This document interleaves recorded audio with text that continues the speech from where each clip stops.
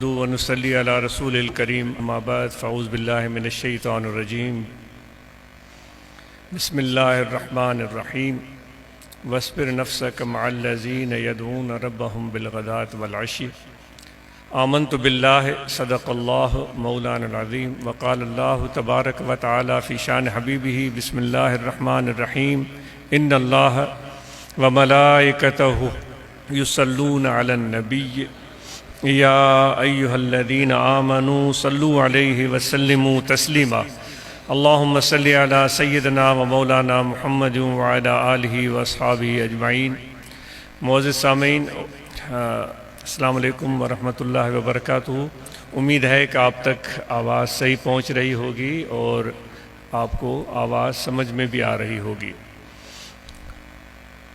یہ جو آیت کریمہ تلاوت کی گئی اس میں اللہ تبارک و تعالیٰ اپنے پیارے حبیب آقا نامدار حضرت صلی اللہ علیہ وآلہ وسلم کو ارشاد فرماتے ہیں کہ آپ ان لوگوں کے ساتھ تشریف رکھیں جو لوگ مجھ اللہ تعالیٰ کو یاد کرتے ہیں، میرا ذکر کرتے ہیں۔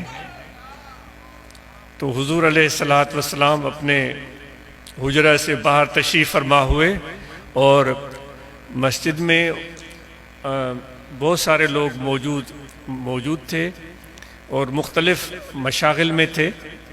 مسجد میں جو مشاغل ہو سکتی ہیں، نماز ہو سکتی ہے، عبادت ہو سکتی ہے، تلاوت ہو سکتی ہے، جو بھی عبادات یا جو بھی تلاوتیں کرنے والے تھے ان سب کے قریب سے گزرتے ہوئے چلے گئے اور ان لوگوں کی طرف جا کر پہنچے جو مل بیٹھ کر اللہ تعالیٰ کا ذکر کر رہے تھے، اور آپ صلی اللہ علیہ وآلہ وسلم ان کے ساتھ بیٹھ گئے، اور جب تک وہ ذکر کرتے رہے آپ صلی اللہ علیہ وآلہ وسلم ان کے ساتھ بیٹھے رہے، اور جب ذکر پورا ہوا تو آپ صلی اللہ علیہ وآلہ وسلم منبر پر تشریف لے گئے، اور یہ علامت تھی کہ لوگ سب کے سب اپنے مشاغل کو چھوڑ کر حضور علیہ السلام کا ارشاد سنیں۔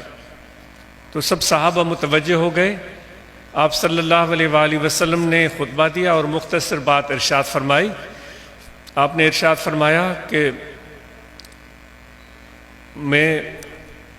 میری امت میں ایسے لوگ موجود ہیں، میری امت میں ایسے لوگ موجود ہیں جن کے ساتھ بیٹھنے کو مجھ نبی کو محمد صلی اللہ علیہ وآلہ وسلم کو بیٹھنے کا حکم ہو رہا ہے۔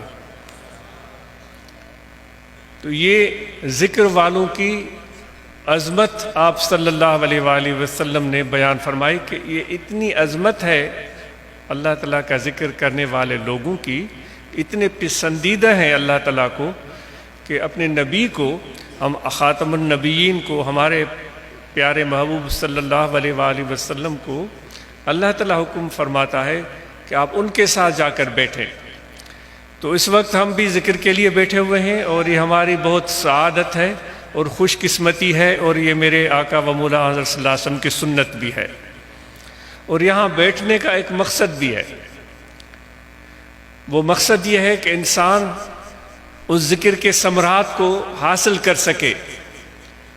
ذکر برائے ذکر نہیں ہے کہ وہ ذکر ہم کرتے رہیں، وہ صرف زبان پر ہی رہے، اس کے اثرات ہمارے جسم پر نظر نہ آئیں، ہمارے باطن پر نظر نہ آئیں، ہمارے اندر کو تبدیلی رونما نہ ہو، تو وہ ذکر ادھورا رہ گیا، وہ مکمل نہیں ہو سکا۔ اب ہم یہاں جب بیٹھے ہیں تو اس صحبت کے بعد ہمارے اندر بہتری آنی چاہیے۔ یہ جو ذکر والوں کے ساتھ ہم بیٹھے ہیں اس کے بعد اس میں بہتری آنی چاہیے، اور یہی اس صحبت کا مقصد ہے۔ وہ کہتے ہیں سندھی میں کارو بد کمرے سا رنگ نہ مٹائے پر عادت ضرور مٹائے۔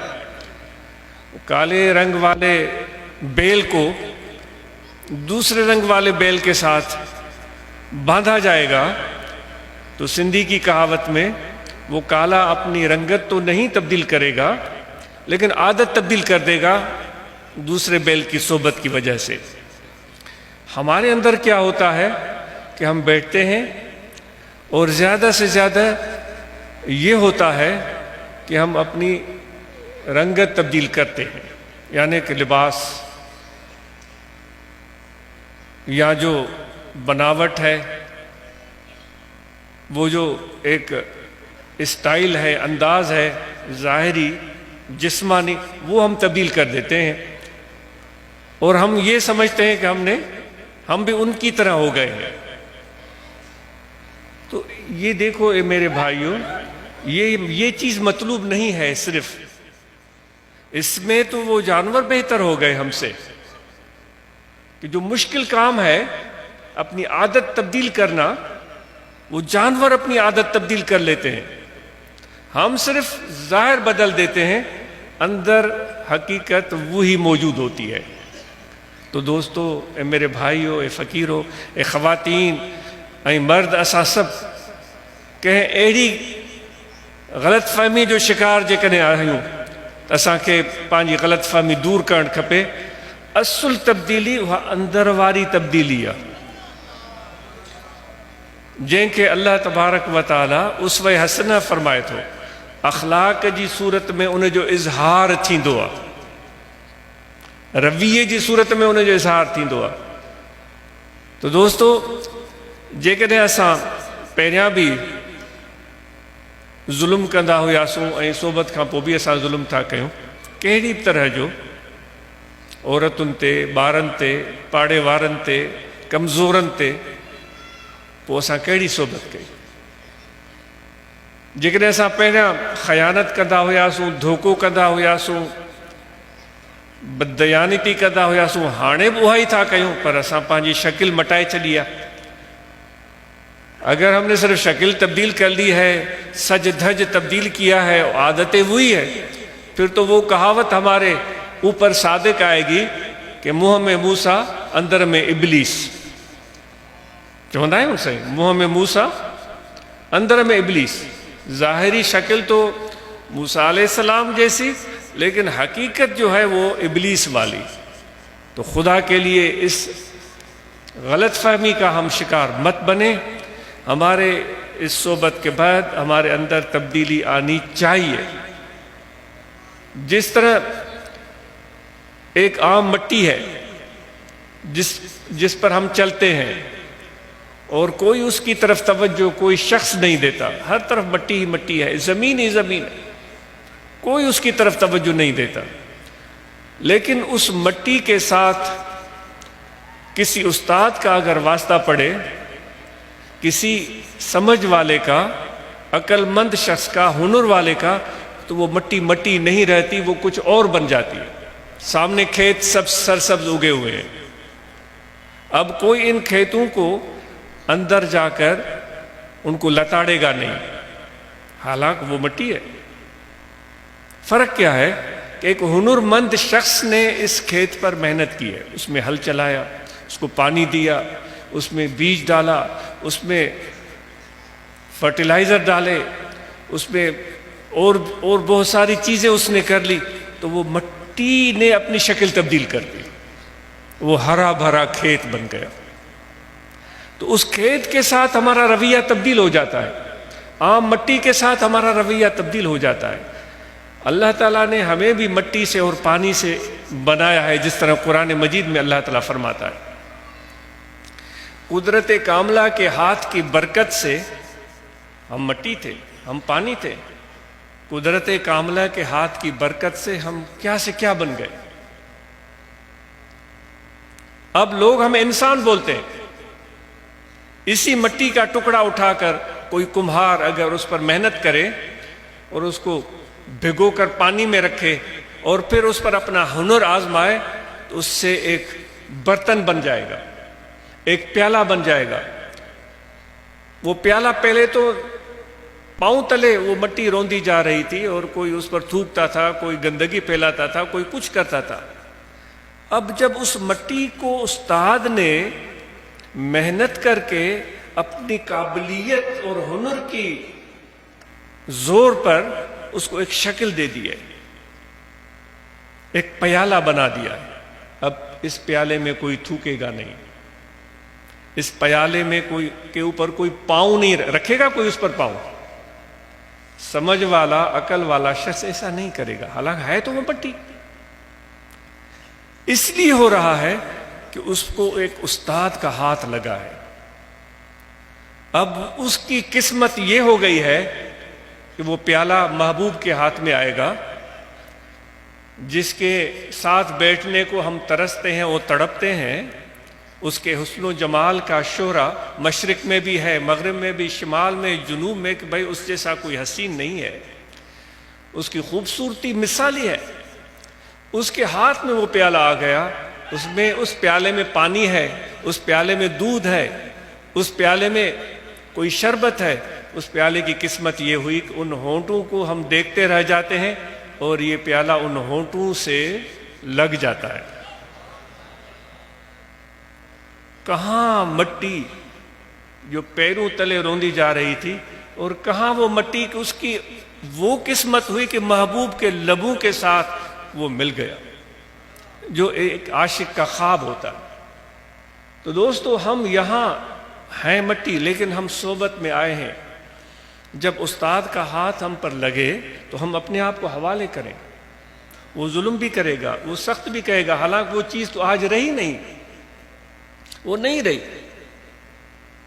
وہ مشہور شاعر سندھ کے گزرے ہیں بختہ، تو وہ کہتے ہیں کہ بھائی جو حضور علیہ السلام معراج پر تشریف لے گئے تھے تو انہوں نے اپنے پاؤں میں ایک جوتی پہن رکھی تھی، جوتی مبارکہ. تو ایک شاعر کہتے ہیں، علماء بتاتے ہیں، ایک مشہور یہ ایک روایت بتاتے ہیں کہ آپ صلی اللہ علیہ وآلہ وسلم اس جوتی کے ساتھ عرش بری پر گئے تھے. عرش بری، جو فرشتے بھی وہاں نہیں پہنچتے، اور وہ جوتی وہاں پہنچی تھی. وہ جوتی کی اصلیت کیا تھی؟ وہ ایک کسی گائے کی کھال تھی.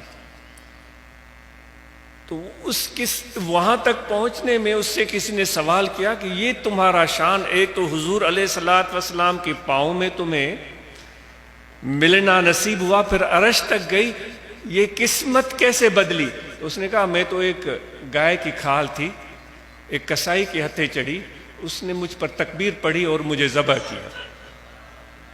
اب دیکھو اس سے زیادہ تکلیف کیا ہو سکتی ہے؟ ایک جانور پر چھری پھیرے تکلیف دہ چیز ہے. اس کھال نے کہا کہ یہ تکلیف میں نے برداشت کی. پھر میں کسی رنگریز کے ہتھے چڑھی، اس نے مجھے بھگوئے رکھا، اس پر مسالے لگائے، محنتیں کی، مجھے کوٹتا رہا، بناتا رہا، اور پھر یہ سارے مرحلے، پھر میں ایک چمڑا بن گئی. پھر میں موچی کے ہتھے چڑھی، موچی نے میرے اوپر اپنا ہنر آزمایا، سوئیاں چبھوئیں، کبھی متر کے مارے، کبھی کچھ کیا، لیکن میں چپ کر کے سب چیزیں برداشت کرتی رہی.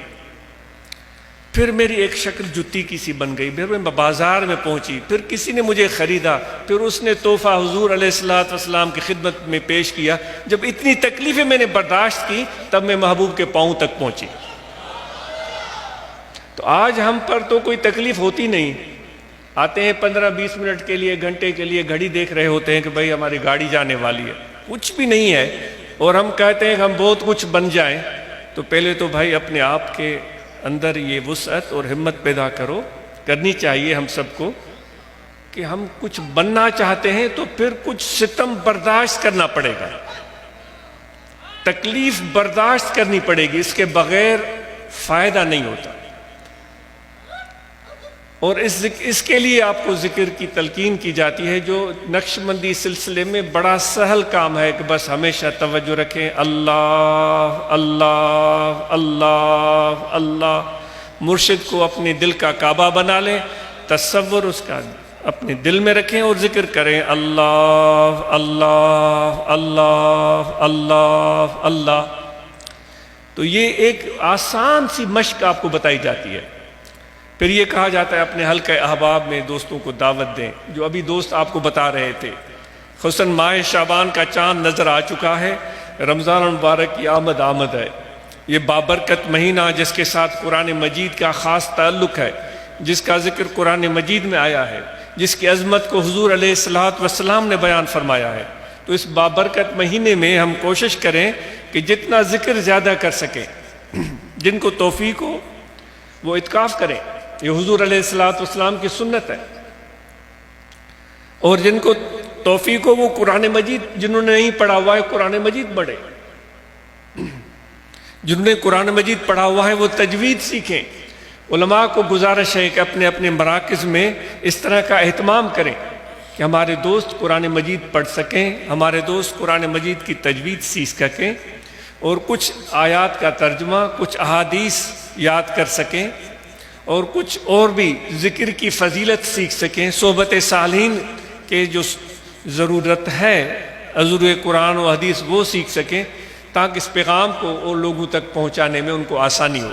تو یہ رمضان مہینے میں علماء نے اس کام کو سر انجام دینا ہے. ابھی دوست مثالی برانچز کا ذکر کر رہے تھے، تو ان دوستوں سے گزارش ہے کہ مثالی برانچز کی جو اہم خصوصیات ہیں وہ 5 ہوں، 7 ہوں یا 10 ہوں، وہ متعین کر لیں. ان کی صوبائی باڈی یا ان کی مرکزی باڈی وہ متعین کر لے کہ مثالی برانچز کی آپ نے کی ہوں گی، لیکن ایک ضمناً خیال آیا وہ پوائنٹس متعین کر لیں کہ یہ 10 ہیں یا 8 ہیں، یہ اتنے نکات ہیں. تو وہ چیزیں، وہ خصوصیات اس برانچ میں موجود ہونی چاہیے، اور بار بار دوستوں کے سامنے ان خصوصیات کو بیان کریں تاکہ دوستوں کے ذہن میں وہ چیز آ سکے. صحت اور سلامتی کے حوالے سے ہم سب واک کریں. ہمیشہ عرض کی جاتی ہے کہ 40 منٹ کی تو کم از کم واک ہونی چاہیے. اس طرح تیز چلیں کہ ہلکا سا پسینہ آ جائے، اور پھر ہم ایسی چیزوں کو کھانے سے بچیں جس سے ہماری صحت کا نقصان ہو. اس طرح کی چیزوں سے ہم بچیں. موٹر سائیکل سواروں سے گزارش ہے کہ نہ صرف ہیلمٹ، بلکہ جتنے بھی دوست یہاں بیٹھے ہوئے ہیں، آپ صرف ہیلمٹ ہی نہ پہنیں، وہ تو ضروری ہے، بلکہ آپ کے موٹر سائیکل کی جو بتیاں ہیں، خصوصاً بریک بتی اور انڈیکیٹر، اشارے، یہ صحیح ہونے چاہیے. ہم آ رہے تھے چند دن، ہر دفعہ ہوتا ہے، رات کو سفر کر رہے تھے تو شاید ہی کوئی، رات کا 9-10 بجے کا ٹائم ہوگا، شاید ہی کوئی موٹر سائیکل نظر آیا، وہ بھی نیشنل ہائی وے پر، جس کی بریک بتی سلامت ہو. بریک بتی تھی ہی نہیں، اور اندھیرے میں موٹر سائیکل نظر ہی نہیں آ رہا تھا. کبھی 2 بندے بیٹھے ہوئے تھے، کبھی مرد تھا تو اس کے ساتھ پیچھے ایک لیڈیز بیٹھی ہوئی تھی، اور اتنی فکر لاحق ہو رہی تھی کہ یہ موٹر سائیکل تو اتنی کمزور سواری ہے کہ ذرا سا بھی کسی گاڑی کی ٹھوکر لگے تو سیدھا روڈ پر. ہیلمٹ پہننے کے لیے کیوں آپ کو کہا جاتا ہے؟ اس لیے کہ موٹر سائیکل پر آپ سوار ہیں، اللہ نہ کرے موٹر سائیکل پھسل جائے یا کسی کی پیچھے سے ٹکر لگے تو آپ گر سکتے ہیں، اور روڈ پر گر سکتے ہیں. اور گرتے ہوئے سب سے پہلی چیز جو روڈ پر ٹکرائے گی وہ آپ کا سر ہوگا، اللہ معافی دے، کیونکہ پورے جسم میں وزنی اور بھاری چیز یہ سر ہے. ٹکرائے گا سر، اور سر ٹکرانے سے بالکل موت واقع ہو سکتی ہے. شدید جان لیوا زخم پہنچ سکتا ہے. ہیلمٹ اس لیے عرض کرتے ہیں کہ اللہ نہ کرے کبھی کوئی بندہ گرے، اگر سر اس کا روڈ پر ٹکرائے، کسی پتھر سے ٹکرائے، کسی سختی سے ٹکرائے تو اس کو چوٹ نہ لگے. اس لیے آپ کو کہتے ہیں، اس لیے کہتے ہیں کہ نیچے والی پٹی بھی بند کریں، کیونکہ ایسے ہی اگر سر میں آپ ڈال دیں گے تو گرتے وہ ہیلمٹ تو دور چلا جائے گا سر سے. آپ جتنے یہاں بیٹھے ہوئے اپنے دوستوں کو یہ پیغام دیں، ہیلمٹ پہنیں، اپنے موٹر سائیکل کی بتیاں ٹھیک کروائیں. آپ بھلے یہ جو وفود جاتے ہیں یا جو برانچز ہیں اس چیز کو یقینی بنائیں، اور بلکہ آپ یہاں آ کر ہمیں یہ بھی بتائیں کہ اتنے ہمارے دوست ہیں ان کی بتیاں ٹھیک نہیں تھیں، وہ درست کروائی گئیں، وہ 4 ہوں گے، 5 ہوں گے، 2 ہوگا یا 1 ہوگا، بتائیں. اور ہیلمٹ کو ضرور استعمال کریں اور مراقبہ کریں، اور صحبت میں آنا جانا رکھیں، اپنی برانچ سے کو مستحکم بنائیں، اور اپنے بچوں کو اچھی تعلیم دیں. گھر میں کم از کم 1 وقت کا کھانا اپنے خاندان کے ساتھ کھائیں، ان سے باتیں کریں، ان کے ساتھ ٹائم گزاریں، اور حضور علیہ السلام کے فرمان کے مطابق بڑوں کا احترام اور چھوٹوں سے ہم میں شفقت ہونی چاہیے. آپ سب کا بہت شکریہ.